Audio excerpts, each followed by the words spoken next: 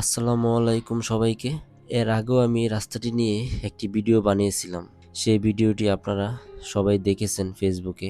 দীর্ঘদিন ধরে অবহেলায় পড়ে থাকা এই রাস্তাটি আমাদের এলাকার মানুষদের জন্য এক চরম ভোগান্তির কারণ হয়ে দাঁড়িয়েছিলেন।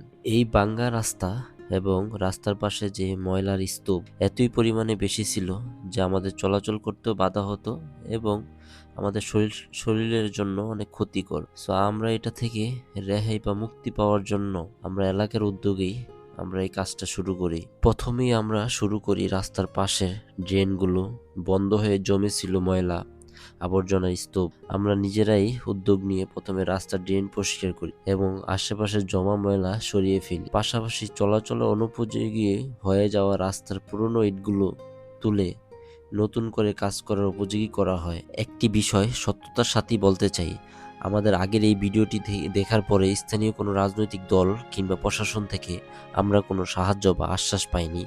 তবে আমরা হাল ছাড়িনি।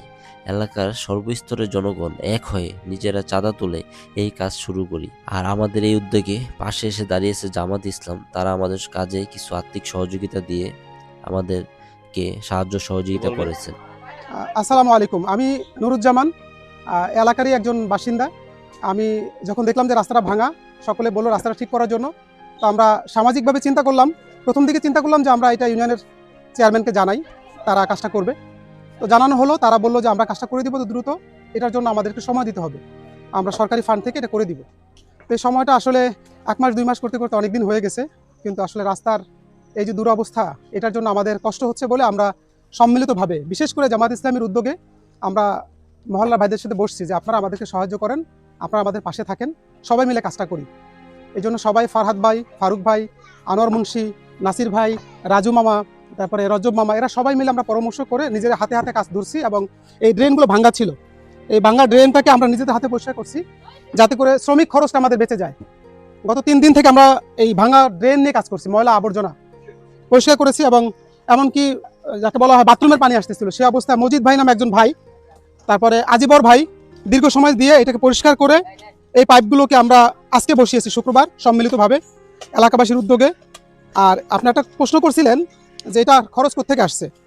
আসলে খরচ আমরা সবাই মিলে দিয়েছি সাধ্য মতন, কেউ 500 টাকা, কেউ 50 টাকা, কেউ 1000 টাকা, কেউ 2000 টাকা। তবে টাকার সোর্সটা হচ্ছে সবাই মিলে। এখানে আমরা জামাত ইসলামের ফান্ড থেকে কিছু টাকা সাহায্য করছি, আর বাকি টাকার সোর্স হচ্ছে মহল্লাবাসী, তারাই আমরা একসাথে মিলে কাজটা করছি।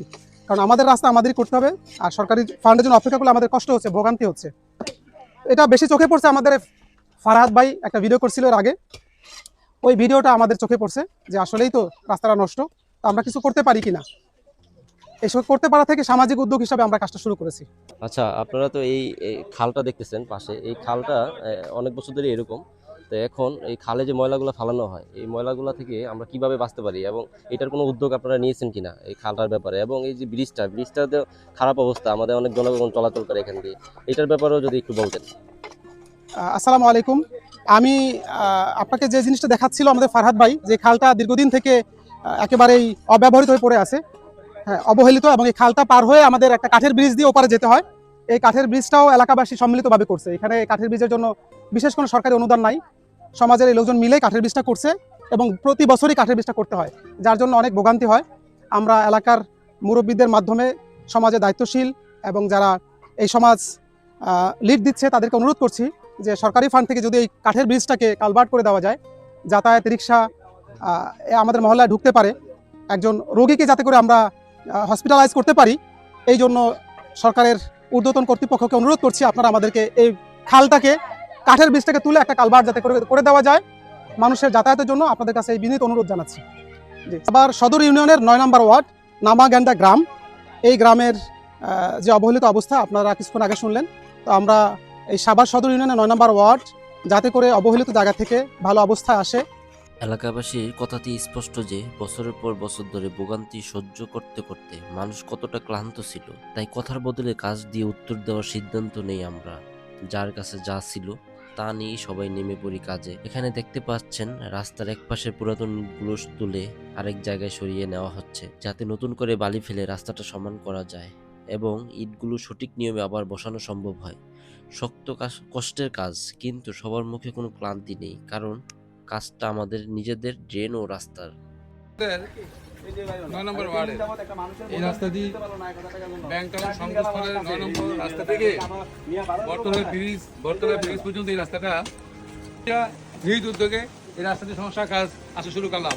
এর আগেও অনেকবার চেষ্টা করছিলাম, কিন্তু তা বিলম্ব হয়ে যাওয়ার কারণে আজ আমরা নিজেরাই এই যে মিস্টার জামান, রিয়াজ ফারুক সহ তারপর রফিকুল ইসলাম আর আমি আছি মোহাম্মদ শফিকুল ইসলাম, আমরা সবাই এই 9 নম্বর ওয়ার্ডের বাসিন্দা।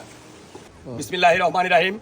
আমাদের নামাগান্ডা এই রাস্তাটা দীর্ঘদিন দেখাও এই রাস্তাটা দীর্ঘদিন মিনিমাম 3 বছর সংস্কারের অভাবে আমাদের জনগণের যাতায়াত ব্যবস্থা চলতে অসুবিধা হচ্ছিল।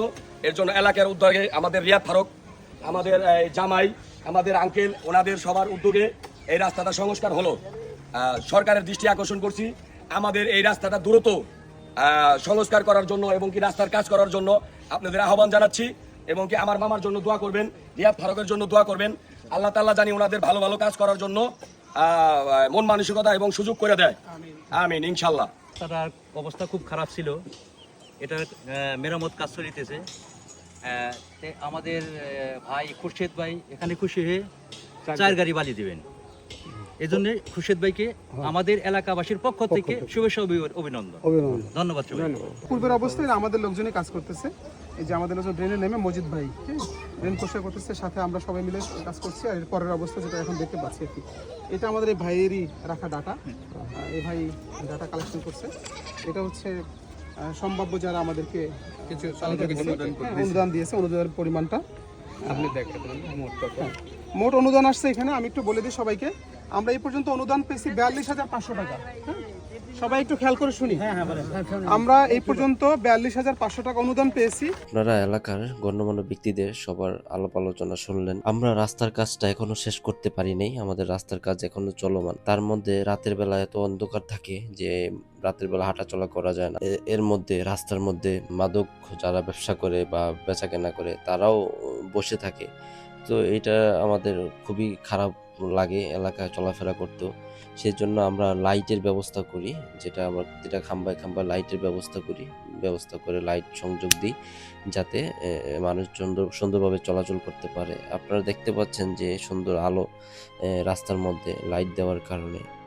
তাই আমাদের এই ভিডিওটা যারা দেখতেছেন সবাই লাইক, কমেন্ট, শেয়ার করবেন এবং ঊর্ধ্বতন কর্তৃপক্ষের কাছে পৌঁছে দিবেন, যাতে আমাদের এই কাজটা সম্পন্ন করতে পারি সুন্দরভাবে।